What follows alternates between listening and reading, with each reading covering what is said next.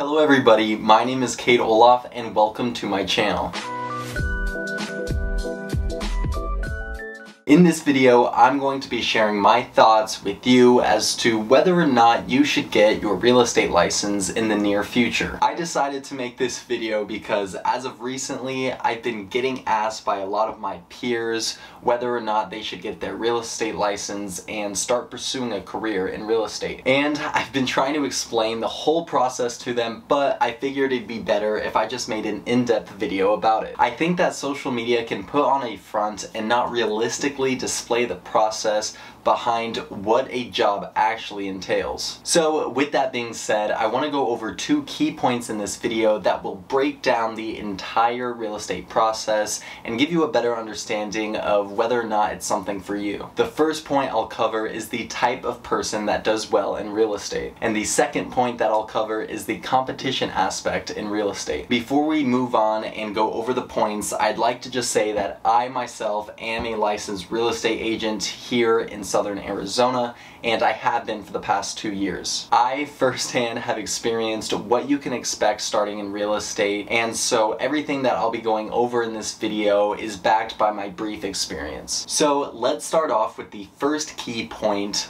What type of personality does well in real estate? And yes, let's face it, not all personalities out there will do well when it comes to selling themselves as a brand. What I found to be true is that the successful agents who do lots of deals are people who have personalities that tend to be really outgoing and passionate. They can strike up a conversation with anyone in the room, and they are very likable people. They brand themselves very well no matter where they are. They hustle really hard and treat every client as if they were their last. Instead of saying, I can't do something, they ask the question, how can I? These are people who get the job done no matter what, and they are very professional. They tend to keep emotion out of their work, and they keep their head when something goes wrong. But really, when it comes down to it, I think that there's one thing that successful agents can attribute their success to, and that is communication. They can communicate very well with people, and they can build trust extremely quickly. And unfortunately,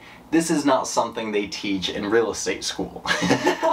You either have this trait naturally, or you have to work at it and create it for yourself. I'd like to mention a book for anyone watching who feels like they need help in this area. The book is called How to Win Friends and Influence People by Dale Carnegie. It is literally a guide on how to communicate with people and getting them to like you really quickly. So again, if you feel like you are a person who struggles in this area, I highly recommend that you read that book, because I guarantee that you'll find value in it. One other thing that I'd like to mention before we move on to key point number 2 is that you will be super successful in real estate if you already have a large network. Say you're the local president of the community board, and so you already know a ton of people. Chances are that if you got your license, you could do really well in the first couple of months knowing that you already have clients. Now, what if you're a young person like me, you're 18, and you're not the president of your local community board? Well, let me say this, you don't necessarily need to have a network, you just need to know the person who does. I highly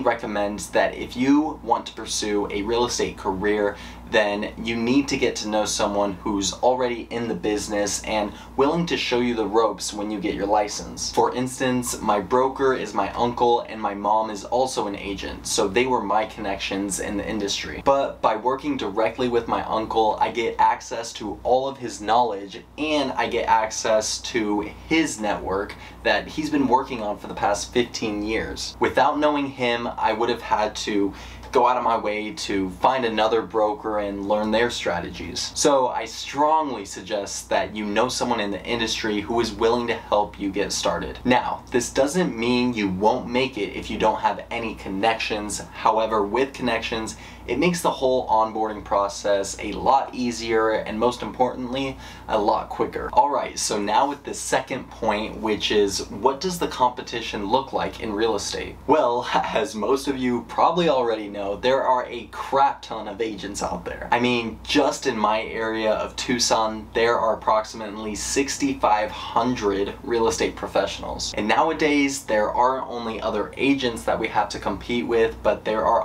iBuyers such as Zillow, OfferPad, and Opendoor. But let's be real and be honest here. There is always going to be competition. If you want to become a teacher, boom, competition. If you want to be a commercial airline pilot, boom, competition. This whole world is designed to compete, so no matter what you choose to do, there is always going to be competition. So instead of that hindering you from never choosing to pursue anything, why not use it as motivation to choose a career and become really valuable and work really hard? There's a saying in the real estate community that says 10% of the agents do 90% of the business. And I always love that statement because it really paints a picture to show how much opportunity there is when you become a realtor. The top 10% in the business are people who I described earlier in the video. They can adapt to the ever-changing business while still bringing value to their clients. This is not impossible. Actually, it's very doable, and I strongly urge that if you want to pursue a career in real estate, then the sky is the limit. It's going to take a lot of work and learning, but honestly, what doesn't when you're trying to become super successful in any industry? And overall, I'm speaking from personal experience, I have learned so much in the past 2 years, it's insane. Honestly, I can see why so many people stick with real estate and create super profitable businesses. Again, if it's something that interests you, even in the slightest, I encourage you to watch this video again and take some notes. Once you take notes, look back at them and figure out whether or not the reward is worth the risk. Because really, that's all you're trying to figure out. Is the reward of building a super successful business and brand worth the risk of failing and continuing what you're doing now? I hope that with this video I made the answer to that question just a little bit easier. So that's going to do it for this video.